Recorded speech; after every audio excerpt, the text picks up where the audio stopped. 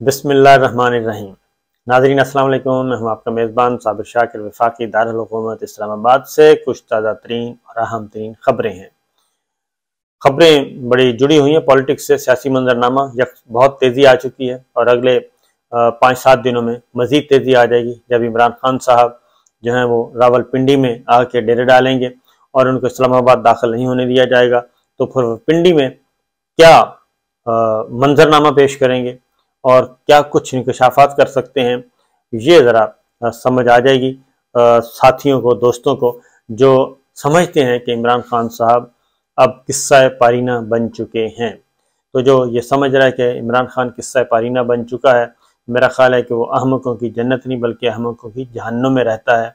और इस दौरान क्योंकि मुख्तलिफ हरबे इस्तेमाल किए जा रहे हैं, अब जुडिशरी का कंधा, आला अदलिया का कंधा इस्तेमाल करने की कोशिश की जा रही है, उनको इन्वॉल्व किया जा रहा है, सारा मलबा उन पे, यानी कि एक तरफ कोशिश हो रही है कि इमरान खान साहब फ़ौज के साथ तसादुम करें, इमरान खान साहब का मिलिट्री इस्टेब्लिशमेंट, मिलिट्री लीडरशिप के साथ तसादुम हो।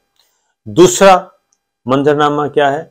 दूसरा है कि जुडिशरी और पाकिस्तान तहरीक इंसाफ और इमरान खान, इन दोनों को आमने सामने कर दिया जाए और कोई किसी भी तरीके से बाई हुक और क्रुक जो है अदलिया का कंधा इस्तेमाल किया जाए। अदलिया का कंधा इस्तेमाल करके इमरान खान साहब के खिलाफ कोई ना कोई ऑर्डर लिया जाए और जब वो ऑर्डर मिल जाए तो उसके बाद सिंपल सी बात है कि शोले भड़केंगे और उसका सारे का सारा इम्पैक्ट जो है वो इस वक्त मकबूल तरीन इमरान खान साहब है, मकबूल तरीन रहनुमा भी, मकबूल तरीन जमात भी। 80% सीटें उन्होंने जीती हैं, 75 से 80%, 75 से 80% सीटें जीती हैं। 9 अप्रैल के बाद आज तक जितने भी ज़िमनी इलेक्शन हुए हैं, वो 75 से 80% सीटें उनके पास आई हैं। सिर्फ 20% सीटें जो हैं वो अपोजिशन, पूरे उनकी अपोजिशन जो हुक्मरान इत्तेहाद है, 13 जमाती इत्तेहाद को मिली है। एक एक बंदे ने, यानी कि 13 जमातों ने एक एक आदमी खड़ा किया और अकेले पीटीआई का मुकाबला करने की कोशिश की, लेकिन फ्लॉप हो गए।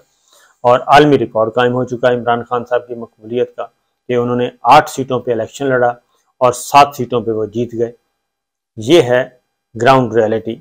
लिहाजा इस ग्राउंड रियलिटी की वजह से अब नवाज शरीफ साहब पाकिस्तान आते हैं, नहीं आते, मरियम बीबी आती हैं, नहीं आती, ये जो चैप्टर है या ये जो परसेप्शन है ये ख़त्म हो चुका है। अब ये इररेलेवेंट हो गया है कि ये नवाज शरीफ साहब आएंगे तो काया पलट जाएगी और वो जो क्राउड पुलर कहा जाता था मरियम बीबी को, वो आएंगी तो काया पलट जाएगी। अब मरियम बीबी ने भी इलेक्शन कैंपेन चला के देख ली, हमजा शहबाज ने भी देख ली, शहबाज शरीफ साहब ने भी देख ली, ज़िमनी इंतखाबात के नताइज जो पंजाब है वहाँ से उनका सफाया हो गया और बाकी सूबों से भी जो रिजल्ट आए वो भी पीटीआई के हक में आए। तो ये तो है ज़मीनी हक़ाइक़। अब क्या किया जा रहा है?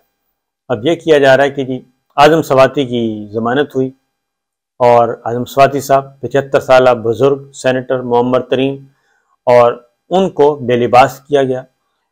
उन्होंने जब इस चीज़ को बता दिया, उन्होंने नाम बता दिए।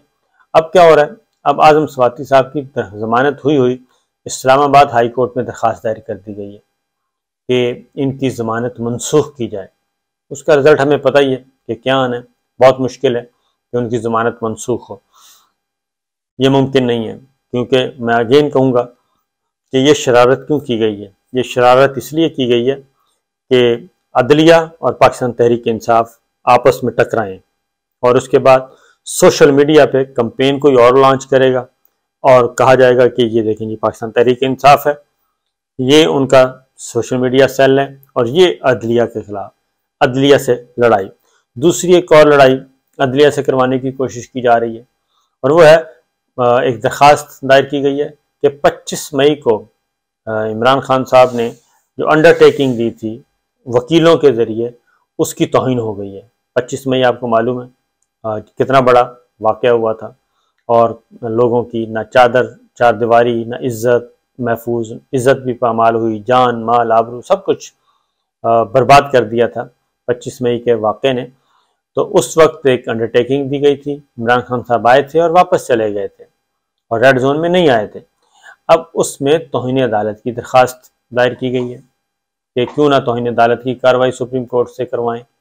अब ये अगेन वही बात है कि फिर आपस में इधर से ऑर्डर आएगा, इधर से हम प्रेशर डालेंगे और उसके बाद हम एक ऑर्डर लेंगे तो इमरान खान साहब के खिलाफ लेंगे। तो ये तौहीन अदालत की कार्रवाई इस पे स्टार्ट करवाई गई है।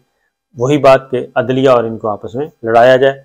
दूसरी तरफ जो मॉडल है वो है पिंडी में, हम इनको आने नहीं देंगे इस्लामाबाद में, तो वो आपस में लड़ेंगे और वहाँ पे फौज के खिलाफ नारेबाजी करवाएंगे। ये सारी एक स्क्रिप्टेड काम चल रहा है। और आजम स्वाति साहब उसके बाद फिर एक और काम वो भी सुन लें, यानी कि इमरान खान साहब को वो मैंने आपको बताया कि बहुत ज़्यादा टाइम दिया जा चुका है इनको कि भाई आप आपस में बैठें। तो डॉक्टर शहबाज गिल का नाम ECL में डाल दिया और ये भी एक मैसेज दिया है, हालांकि उन्होंने ना पाकिस्तान छोड़ना ना जाना, वो बेलिबास होने के बाद और लड़ाई इतनी मार खाने के बाद और इतना सख्त मुश्किल गुजारने के बाद भी वो अभी तक पाकिस्तान तहरीक इंसाफ में मौजूद हैं और इमरान खान साहब के साथ हैं। ये सारी चीज़ें जो हैं ये मुमकिन नहीं है, तो इसके बावजूद उनका नाम ECL में डाल दिया गया। उसके बाद एक और काम किया गया कि जरदारी साहब के खिलाफ नाअहली का रेफरेंस आया था स्पीकर राजा परवेज अशरफ साहब के पास, उन्होंने वो खारिज कर दिया, मुस्तरद कर दिया और इलेक्शन कमीशन ऑफ पाकिस्तान को भी इन्फॉर्म कर दिया गया। तो ये सारे मामला चल रहे हैं। अब पिछले दिनों एक और कोशिश की गई, हाँ एक और चीज़ भी काम और भी किया गया और वो है कि किसी भी तरीके से ये सोशल मीडिया वाले मामले में एक मज़ीद एक्ट तरमीम की गई है और तरमीम इतनी जल्दी में की गई है कि गश्ती मरासले के ज़रिए समरी की मंजूरी ली गई है। गश्ती मरासला भेजा जाता है डोर टू डोर वज़रा के पास और वहाँ से मंजूरी ली जाती है। तो इतनी हंगामी बुनियादों पे मंजूरी ली गई इस बिल की, इस अमेंडमेंट की। उसमें 505 जो है ताजीरात पाकिस्तान, ये FIA के हवाले किया जा रहा है और 7 साल कैद अब हो सकती है।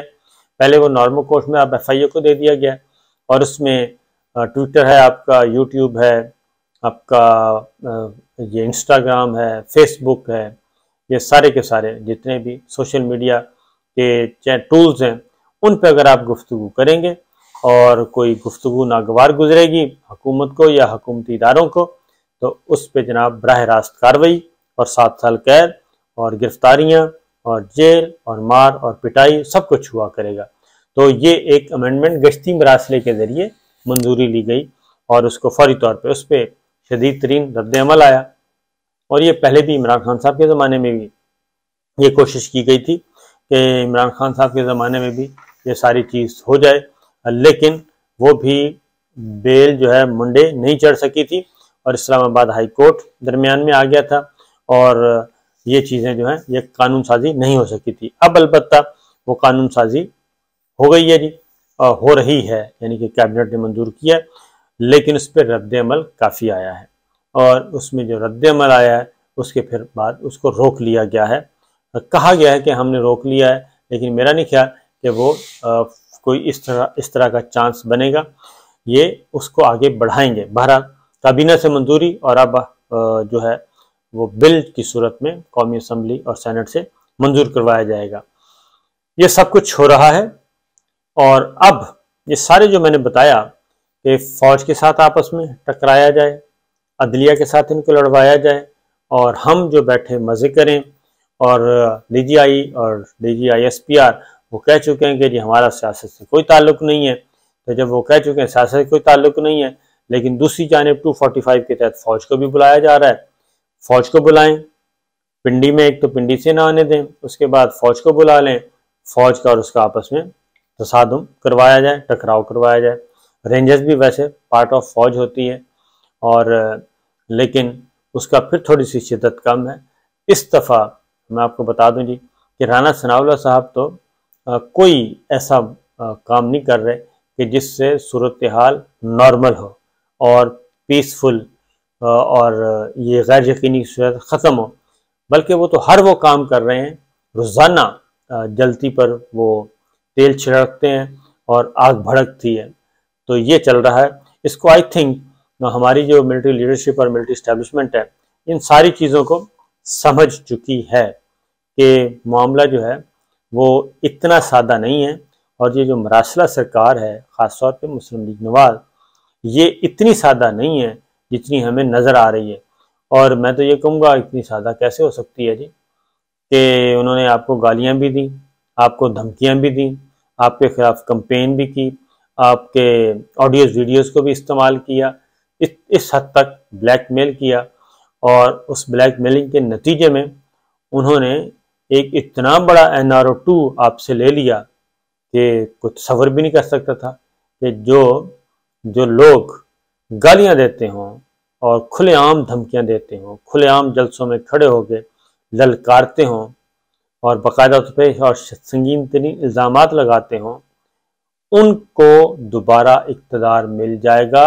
और उन्हीं के होते हुए, उसी लीडरशिप के होते हुए दोबारा इक़्तिदार मिल जाएगा। न सिर्फ इक़्तिदार मिलेगा बल्कि डिक्टेट भी किया जाएगा और डिक्टेशन दे के अपनी मर्जी के काम भी करवाए जाएंगे और बड़े मुकदमात भी ख़त्म करवाए जाएंगे। हर चीज़ जो है पिछले जो 4-5 साल से हो रही है, 5 साल के होने वाले इक़दामात को आप रिवर्स करवाएंगे बल्कि अंडू करवाएंगे। तो ये चीज़ें खुल चुकी हैं अब तो। इसीलिए इमरान खान साहब भी जो हैं वो भी तेज़ हो गए हैं और उन्होंने भी जो है डेडलाइन की तरफ बढ़ रहे हैं। और दूसरी जानिब मिलिट्री लीडरशिप में भी ये सोच, मिलिट्री लीडरशिप और मिलिट्री इस्टेब्लिशमेंट दोनों में ये सोच पैदा हो चुकी है, स्पेशली मिलिट्री इस्टेब्लिशमेंट में, कि जनाब अगर इस सारे मामले को अगर हम बैठे रहे, हाथ पे हाथ रखे और हमने इंटरवीन ना किया और किसी एक पलड़े में वज़न न डाला, तो इसका मतलब है कि हम तो फिर हमें तो कुछ नहीं हासिल होगा। अब डिपेंड करता है कि पाकिस्तान के अवाम एक तरफ हैं, इमरान खान नहीं है, ये पाकिस्तान के अवाम हैं, वो एक तरफ हैं। दूसरी जानिब अब हमारी इस्टेब्लिशमेंट क्या करेगी? क्या वो इन सब को इग्नोर कर देगी? 70-75% लोगों को, 75% पाकिस्तानियों को इग्नोर करके वो जाएगी मिनॉरिटी के साथ, 20-25% के साथ। और वो पहले ही क्वेश्चन उन पे उठ चुके हैं, बहुत से सवालात उठ चुके हैं। तो देखना ये है कि मिलिट्री इस्टेब्लिशमेंट हमारी और मिलिट्री लीडरशिप क्या करती है। उसका भी एक इम्तहान शुरू हो चुका है, जुडिशरी का भी इम्तहान शुरू हो चुका है। एक तरफ कहते हैं अगर प्रेस कॉन्फ्रेंस में अगर कह दिया गया है कि जी हम गैर सियासी हो चुके हैं, तो फिर गैर सियासी होने के नताइज जो हैं वो भी भुगतना होंगे। इजाज़त दीजिए, अल्लाह हाफिज़।